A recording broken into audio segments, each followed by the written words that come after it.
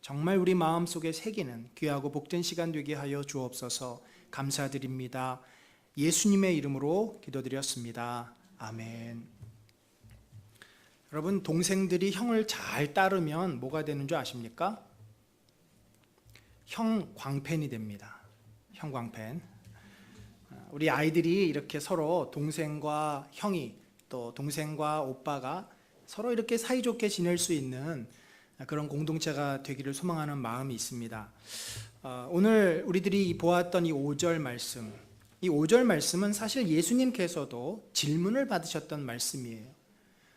율법학자들이 도대체 저 사람이 유대 선지자라고 그러는데 하나님 말씀을 제대로 알고 있나 시험하기 위해서 예수님에게 질문을 합니다. 선생이여, 성경 가운데 가장 중요한 계명이 뭡니까? 예수님께서 주저하지 않고 바로 이 신명기 6장 5절 말씀을 주셨습니다. 너는 마음을 다하고 뜻을 다하고 힘을 다하여 내 하나님 여호와를 사랑하라. 이것이 성경에서 가장 중요한 말씀이다. 우리가 오늘 이 4절, 5절만 읽었지만 4절에서 이제 9절까지의 말씀을 우리가 함께 한번 볼 텐데요. 이 사실 신명기라고 하는 말씀은 이스라엘 백성과 하나님이 약속을 하는 그런 언약의 문서입니다. 출애굽 1세대는 어떻게 됐어요? 광야에서 다 죽었습니다. 그리고 갈렙과 여호수아만 가나안 땅을 들어가게 되었고 나머지는 다 죽은 겁니다. 그러면 누가 들어갑니까? 그 자식들이, 그 후손들이 이제 들어가는데 이 후손들을 데리고 모세가 이 모압 평지, 요단 동편 모압 평지에서 이제 약속을 다시 하는 겁니다. 자, 이제 너희가 저 가나안 땅에 들어갈 텐데 가나안 땅에 들어가서 너희가 절대로 잊어서 안 되는 것이 있다. 바로 하나님을 사랑하고 그 말씀, 배운 말씀을 잘 지켜야 한다. 그래야 너희가 조상들로부터 약속받았던 그 복을 받을 수 있다라고 하면서 오늘 이 말씀을 주신 것이죠. 이 언약서의 가장 중요한 부분이 바로 오늘 우리가 본 이 쉐마 부분, 내 하나님 여호와를 사랑하라 하는 부분입니다. 여러분, 우리가 하나님을 사랑한다는 게 뭘까요?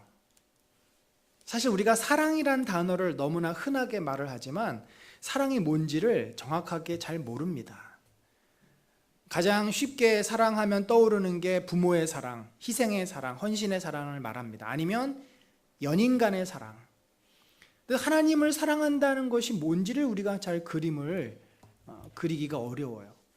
그래서 더 쉽게 설명하면 하나님을 사랑한다는 것은 하나님을 경외한다라고 말할 수 있습니다. 정말 하나님께서 우리의 주인 되심을 고백하고 그분 앞에 두려워 떨 수 있는 마음, 저분이 나의 창조주시지, 온 우주 만물을 다스리고 통치하시는 분이야. 그래서 그분 앞에 겸손하게 무릎 꿇고 주님 앞에 두려워할 수 있는 이 마음, 그래서 그분이 하신 말씀을 우리가 소중하게 여기고 그 말씀대로 살려고 애를 쓰는 태도가 바로 사랑하는 마음입니다. 여러분이 부부 사이에 사랑한다고 고백을 하고 부모가 자녀를 진심으로 사랑한다고 하면은 상대방의 이야기를 어떻게 듣겠습니까?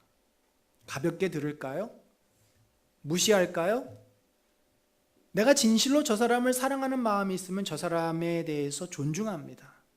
그가 하는 말, 그의 행동을 놓치지 않습니다. 귀하게 여기는 거죠. 사랑한다는 것은 상대방을 소중하게 여기는 거예요. 내 목숨만큼 귀하게 여기는 태도가 바로 진정한 사랑의 마음입니다.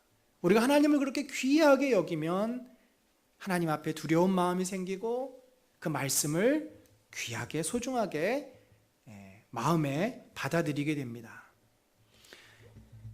이 하나님은 우리가 사랑해야 되고 우리가 섬겨야 될 대상인데, 왜냐하면 자, 우리 4절 한번 읽어봅니다. 시작. 이스라엘아 들으라, 우리 하나님 여호와는 오직 유일한 여호와시니.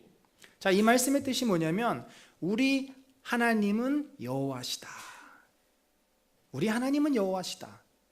그러니까 우리 하나님, 우리가 믿고 있는 이 하나님이 참된 신이다, 이런 말이에요.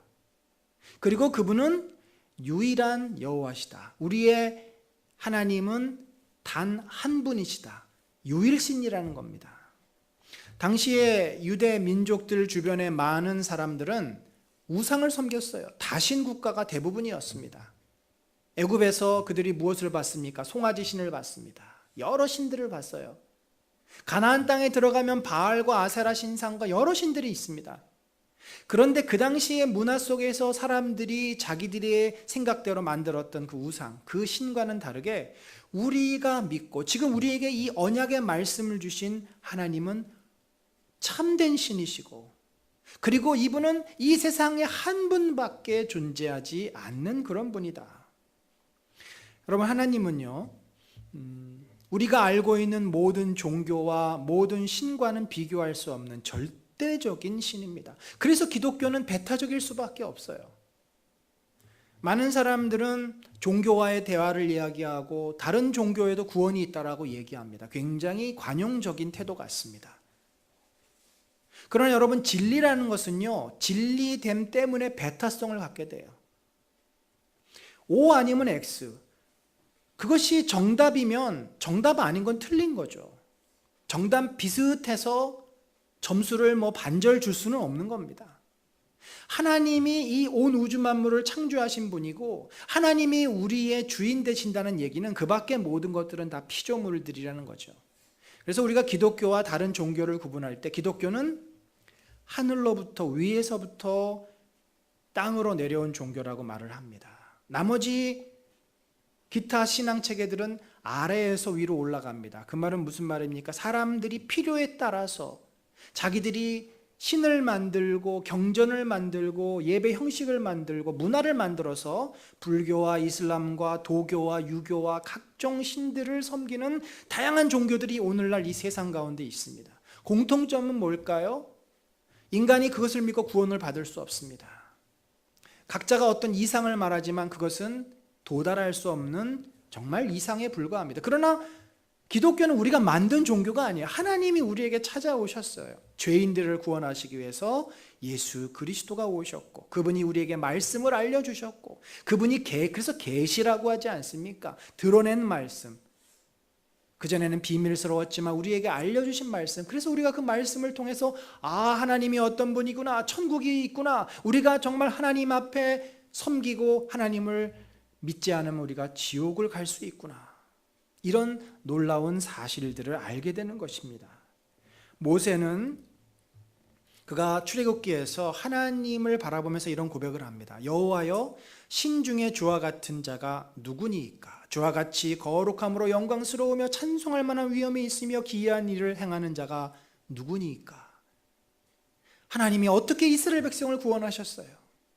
10가지 재앙을 통해서 그 애굽 백성이 믿었던 그 모든 신들, 투구풍뎅이, 나일강의 신, 태양의 신 라, 이 모든 것들을 무력화시키면서 그것들은 너희가 자연 현상을 그저 섬기는 자연물에 불과하다. 이 자연을 다스리고 인간의 생명을 주관하고 있고 우주 만물을 통치하는 것은 여호와 하나님밖에 없다는 것을 애굽 백성에게 보여주시지 않았습니까?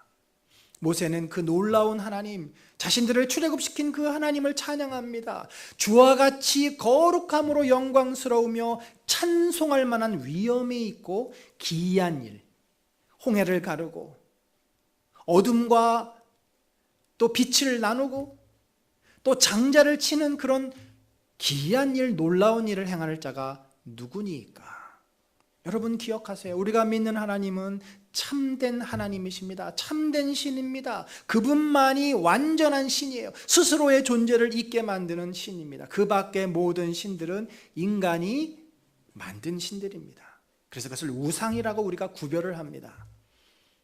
여러분, 우리가 참으로 하나님을 이러한 신으로 여긴다면 그분을 진심으로 사랑하고 경외하고 진심으로 그분을 마음을 다하여서 귀하게 여겨야 되지 않습니까? 모세가 신명기에서 한 번 더 이야기합니다. 그 신을 섬기는 우리 또한 얼마나 복된 백성인 줄 아느냐. 그 당시에 많은 신들이 있었죠. 고대 근동의 많은 신들은요, 사람들이 그 신 앞에 갈 수가 없어요. 신은 사람들 앞에 오지 않습니다. 철저한 분리입니다. 제사장이 중간에 중재합니다. 그런데 놀라운 것은 이스라엘이 섬기는 여호와 하나님은 어떻게 했어요?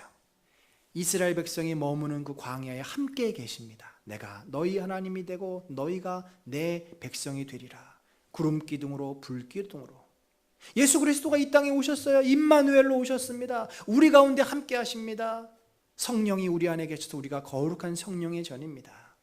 어느 종교도 그 신과 그 신을 섬기는 인간이 하나가 되고 함께하는 종교는 없어요. 왜냐하면 뭔가 그 위대함과 이 거룩함을 주장하기 위해서 인간으로부터 분리만 하지 인간과 함께하는 그런 신은 없습니다. 하나님은 우리를 사랑하셔서 우리와 함께 하신다는 거죠.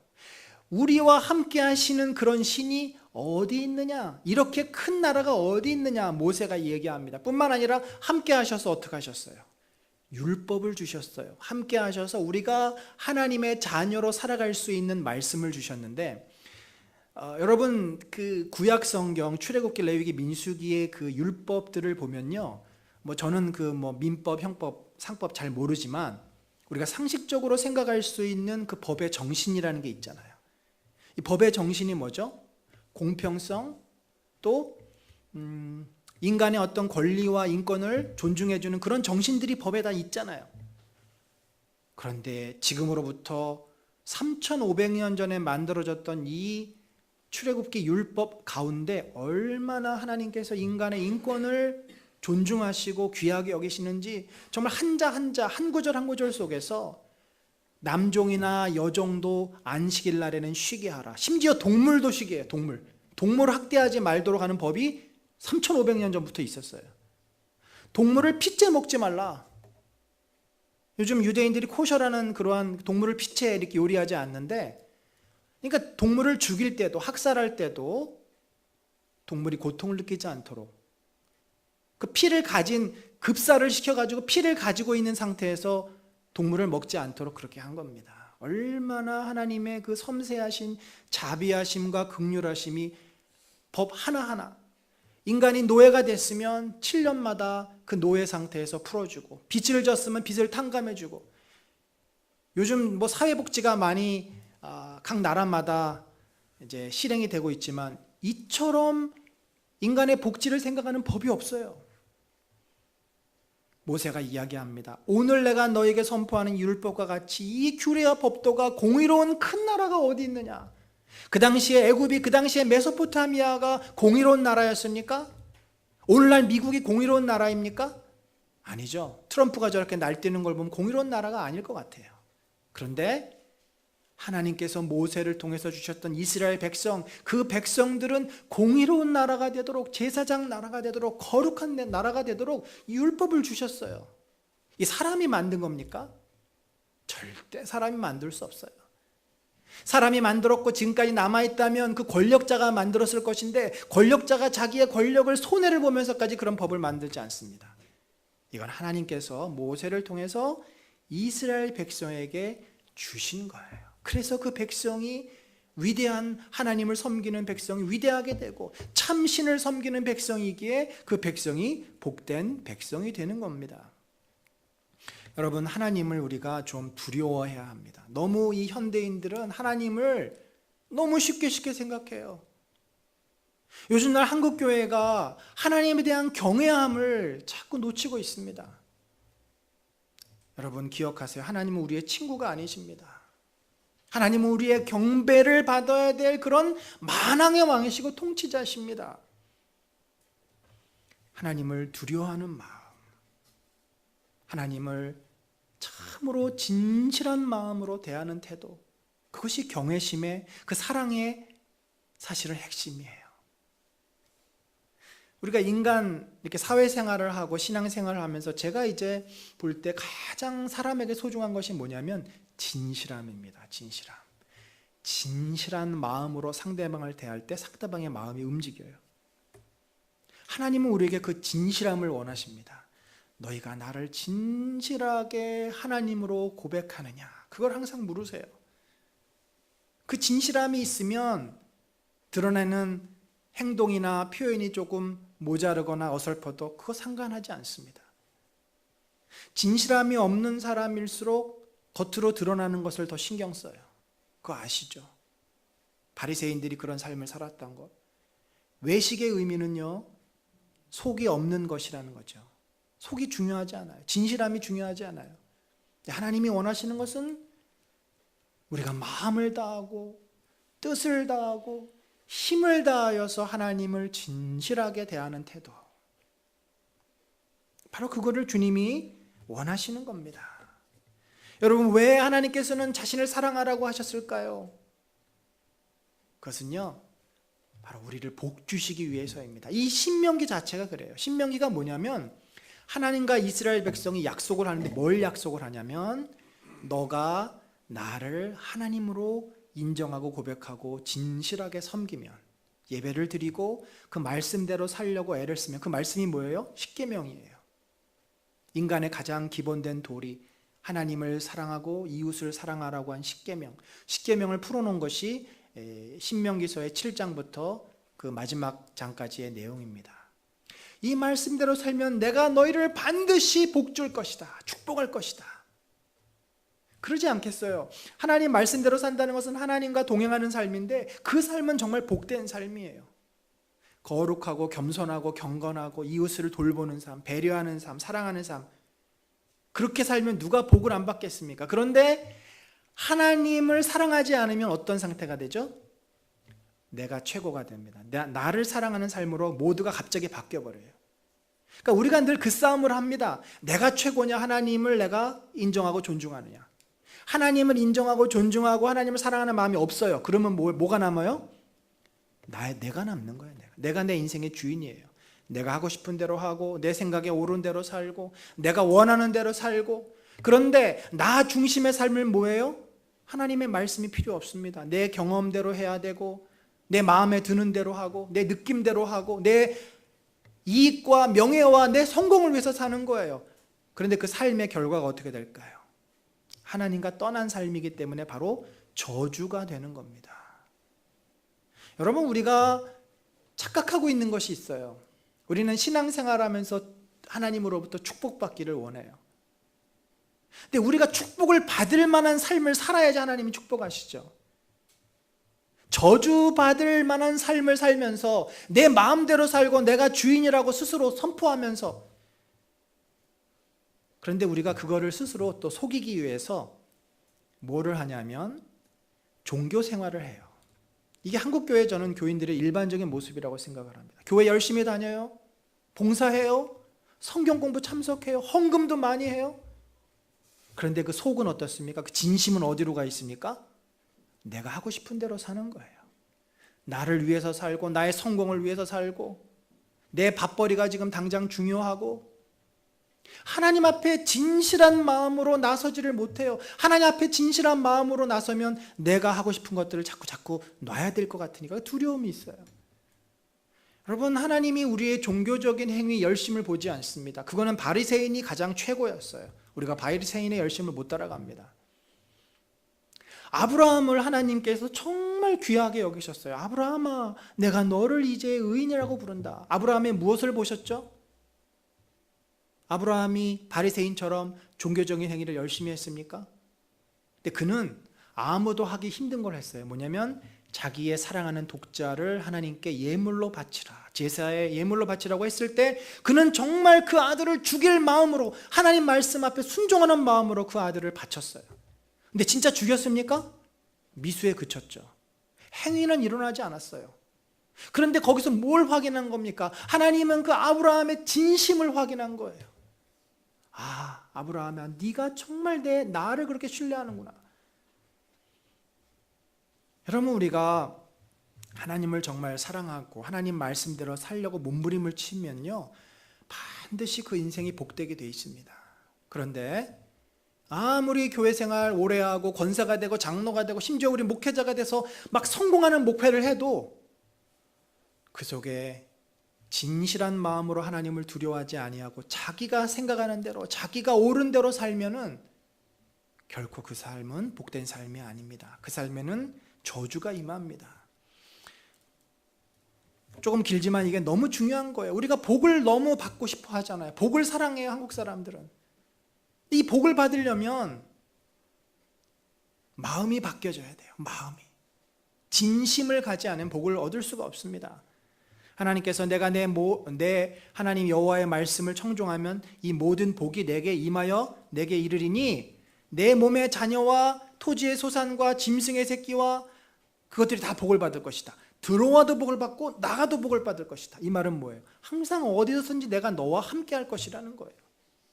어려운 문제가 있을 때마다 하나님 앞에 묻습니다. 하나님 이거 어떻게 할까요? 하나님 도와주세요. 기도하면서 매 순간순간 주님과 동행합니다. 그 사람이 복을 받겠습니까? 안 받겠습니까?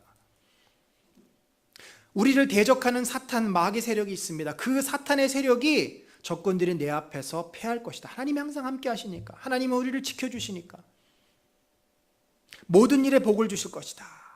또 성민이 되게 할 거고, 우리를 부르신 목적이 여호와의 거룩한 백성, 하나님의 자녀가 되는 거예요. 그런 삶을 우리들이 살도록 도와주신다는 거죠. 모든 일에 복을 주셔서 우리가 꾸어줄지언정 꾸임을 받는 자리에 가지 않는다는 거죠. 머리가 되고 위에만 있고 꼬리가 되게 하지 않는다.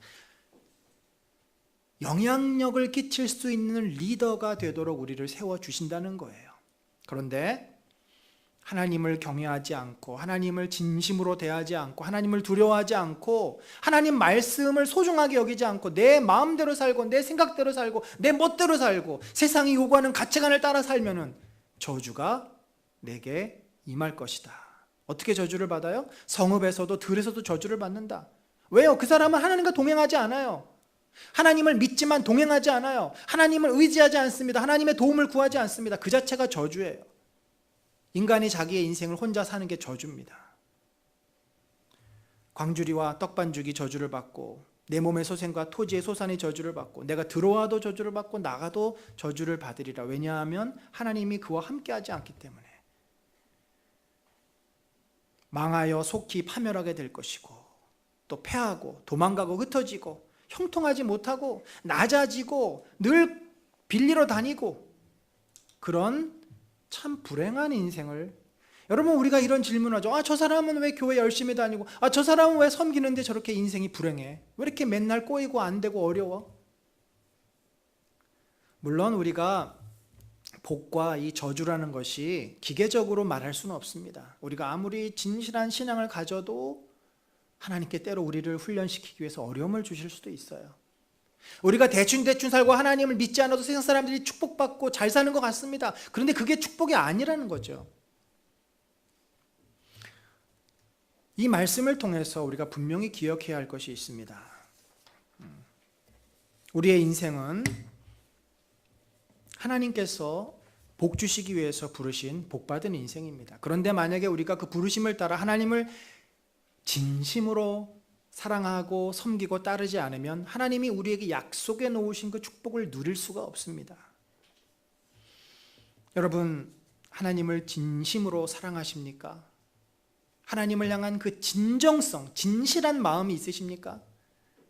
여러분이 예배 드릴 때, 기도할 때, 말씀을 대할 때 그 마음으로 대하십시오. 그러면 여러분의 예배가 달라지고 여러분의 기도가 달라지고 여러분이 말씀을 볼 때 그 말씀이 살아 움직이고 역사할 것입니다.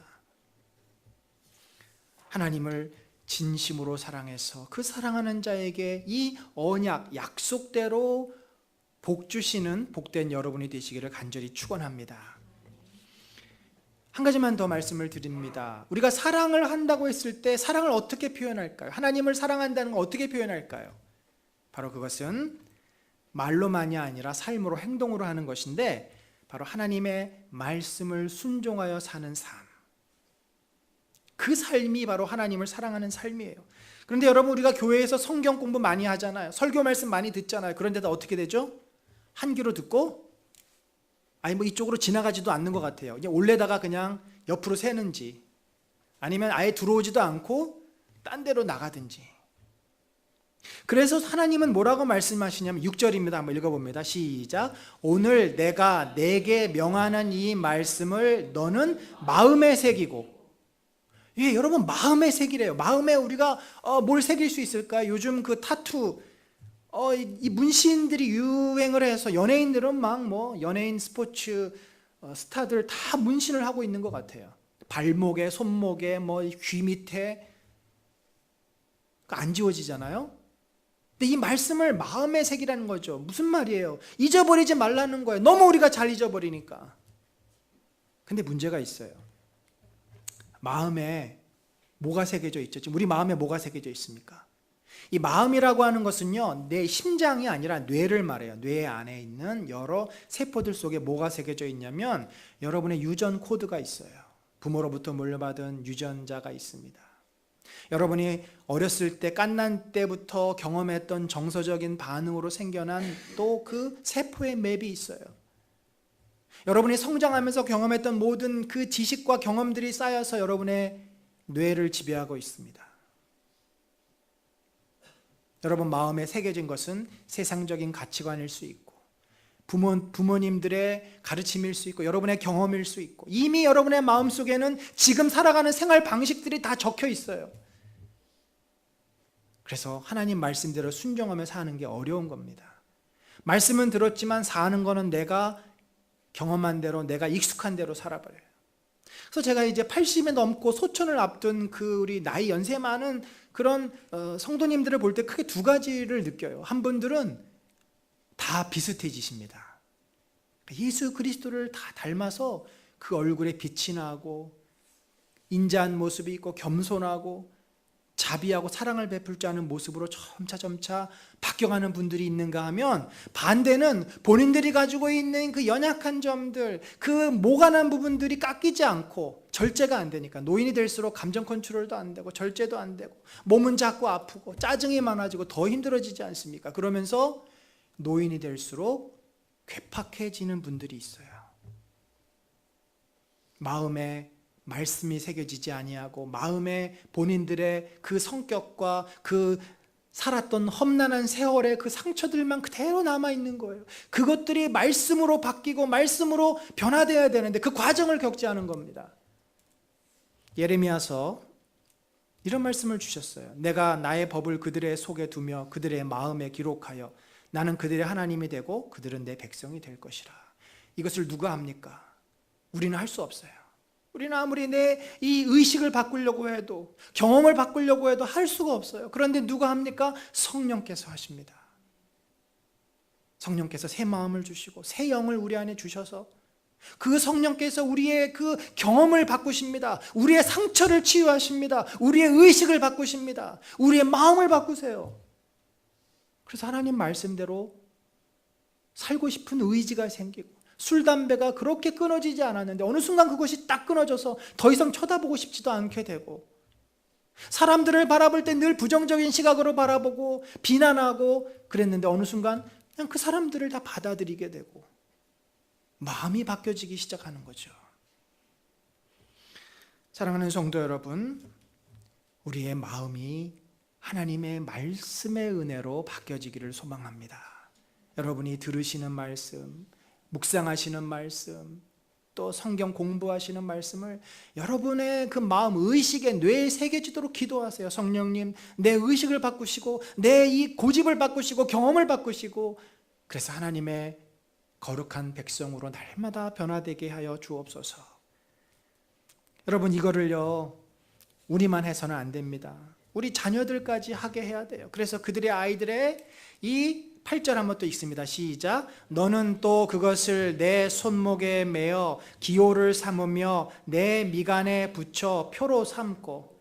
자, 이걸 테필라라고 하는데 유대인들은 이렇게 손에 감아가지고 이 팔뚝 접혀지는 안쪽에 상자를 두고 그 상자에 이 신명기 6장 4절로 9절 말씀을 집어넣습니다. 그리고 머리에 이마에 또 띠를 두르고 그 상자 안에 역시 말씀을 집어넣어요. 그러니까 저 사람들은 직접 저렇게 하는데 사실 이렇게 한 의미가 뭐예요? 손목에 말씀을 감으라는 얘기는 손이 행동을 의미하지 않습니까? 머리는 사고를 의미합니다. 하나님 말씀대로 생각하고 하나님 말씀대로 행동하라는 거죠. 그 마음에 새겨져서 우리의 마음이 바뀌어져서 삶이 하나님 말씀대로 사는, 그래서 진정으로 내 내면과 외적인 삶이 일치하는, 그것은 요한복음 15장 말씀처럼 내가 너 안에 저가 내 안에, 내 말씀이 너 안에, 우리가 주님과 동행하면 그 말씀이 우리를 다스리고 지배해서 우리가 그렇게 살 수가 있는 겁니다. 사랑하는 성도 여러분, 매일 아침마다 이 말씀을 묵상하십시다. 매일 아침마다 주의 말씀을 묵상하고 출근하시면 일 시작하시기 전에 기도하고 말씀 붙잡고 하루를 살고 힘들 때마다 중간에 일이 안 풀릴 때마다 화가 올라올 때마다 하나님 기도하면서 다시 또 말씀 붙잡고 매일매일 순간순간을 살아가면 주님이 우리를 만지시고 이끄시고 복받는 자리로 이끌어 가실 줄로 믿습니다. 그래서 우리에게 이런 부탁을 하셨어요. 7절 한번 읽습니다. 내 자녀에게 부지런히 가르치며 집에 앉았을 때든지 길을 갈 때든지 누워있을 때든지 일어날 때든지 이 말씀을 강론할 것이며 우리가 마음에 새기고 그리고 자녀들에게까지도 그 말씀을 가르치라는 거예요. 여러분, 자녀들에게 이 신앙이 자동적으로 물려지지 않습니다. 아이들도 인격체예요. 아이들만의 결단과 부딪힘과 헌신이 있어야 돼요. 부모가 자녀들에게 물려줄 수 있는 가장 큰 축복이 뭘까요? 유산 물려주는 거요? 그것도 참 귀한 일이죠. 아이들이 훨씬 세상을 살아갈 때 여러 가지 도움을 받을 것입니다. 그러나 그 재산이라는 것은 관리를 못하면 또 없어져 버리는 거예요. 아이들에게 물려줄 가장 소중한 것은 바로 믿음입니다. 신앙. 믿음이 아이들에게 물려지지 않으면 아이들이 신앙생활을 하기가 너무 어려워요. 나이가 들어서 하나님 앞에 돌아올까요? 청소년 시절까지 자기 신앙 고백을 못하면요, 대학생 돼가지고는 신앙생활 하기 참 어렵습니다. 대학 때인데 신앙생활 못하면요 거의 이제 나이 40까지 후딱 가는 거예요. 지금 한국교회가 청년들이 교회로 오지 않고 인구 절벽 때문이기도 하지만 중고등학생들이 학원 다니느라고 우리 아이들이 얼마나 바쁜지 몰라요. 이제는 아이들을 만나려면 시간을 정말 국어를 해야 돼요. 국어를. 워낙 얘네들이 학원에 모든 스케줄에 맞춰 있기 때문에 아마 이 세상에서 제일 바쁜 애들은 우리 중고등학생일 겁니다. 여러분, 오늘 본문이 주시는 말씀은 뭐예요? 집에 있을 때, 길에 갈 때, 누웠을 때. 그러니까 우리 아이들은 볼 때마다 하나님 말씀을 들려주고 너 오늘 어땠니? 묻고 또 같이 기도하자 그러고 그래야 되는데 우리들이 늘 아이들 볼 때마다 숙제했니? 학원 갔니? 학원에서 뭐 했니? 공부했니? 공부가 신이에요. 공부가 신. 우리 대한민국 부모들에게 하나님은 공부예요. 공부만 잘하면 아이들의 일생이 보장되고 공부만 잘하면 성공하고 그 믿음이 너무나 강력해요. 나중에 다 그 자리에 가면 아무것도 아닐 것을 또 다 고백해요. 아휴, 학벌이 최고인 줄 알았는데 그게 아무것도 아니더라. 그 어리석음을 계속 우리는 지금 반복을 하고 있습니다. 제가 굉장히 재미나면서도 좀 놀라운 영상을 하나 보여드리겠습니다. 우리 하율이가 기도하는 장면인데 어제 카톡으로 보내왔습니다. 하율이는 누구냐면 지금 순천에 내려간 만 4년 3개월짜리 아이인데 그 엄마 아빠가 저희 작년까지 신앙생활을 하다가 이제 이사를 가는 바람에 지금 같이 내려갔습니다만 올해 다시 서울로 올라올 것을 소망하며 기도하고 있습니다. 본인들도 상당히 원하고 있어요. 하나님께서 허락해 주시면 다시 또 우리 교회에 올 수 있으리라고 믿습니다. 한번 볼까요?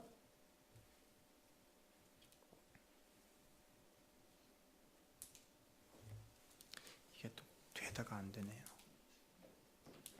지나갔네요.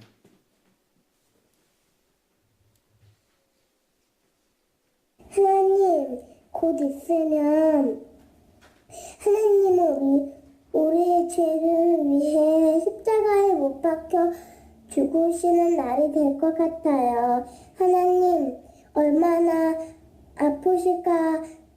하나님의 말씀에부터 잘 살아가는 어린이가 되게 해주세요. 예수님의 이름으로 기도합니다. 아멘. 지금 희연자매가 하율이를 데리고 지금 사순절이기 때문에 그 집에서 이렇게 수요 예배 대신해서 그 예배를 드리고 있는 거. 얼마 안 있으면이라는 게 이제 고난주간 말하고 부활주일을 말하는 거예요. 그러면서 이렇게 편지를 썼어요. 우리 하율이가 똑똑한 줄 알았는데 깜짝 놀랐습니다. 지금 6살짜리인데 만 6살도 안 됐잖아요. 이렇게 글씨를 다 쓰고 내용이 얼마나 놀라운지 몰라요. 제가 읽어볼게요. 하나님 사랑해요. 하나님이 세상을 만든 건 너무 신기한 일이에요. 우주랑 사람까지 어떻게 만드셨는지 정말 놀라운 일이에요. 우리의 죄를 사하시기 위해 피를 흘리시면서 사랑의 십자가에 못 박혀 죽으시고 눈물이 날 것 같아요. 예수님 보고 싶어요. 나중에 어른 되어서도 예배 드리고 찬양하고 기도할래요. 예수님에게 드린 편지. 하율이가. 깜짝 놀랐습니다. 여러분, 우리 희연자매가 얼마나 하율이를 신앙으로 잘 양육하고 있는지 몰라요. 제가 우리 희연자매 연애할 때부터 쳐다봤고, 또 줄에도 섰고, 또 하율이 임신했을 때, 출산했을 때 다 가지 않았습니까? 이 가정이 처음에 세워지고 지금까지 오는 것을 쭉 지켜봤는데 정말 애착도 잘했고, 그래서 하율이가 밝고 애가 아주 씩씩하잖아요. 그것이 뭐 엄마 아빠가 성격이 좋아서라기보다 정말 사랑을 많이 받은 티가 납니다. 그리고 이렇게 집에서 말씀으로 아이와 같이 읽고 또 기도하고 하는 것이 하율이가 다 어렸을 때부터 하나님의 말씀으로 양육되는 거죠. 여러분, 축복받기를 원하십니까? 그렇다고 한다면 오늘 우리에게 주신 내 마음과 뜻과 힘을 다해 내 하나님 여호와를 사랑하라, 이 말씀을 꼭 기억하십시오.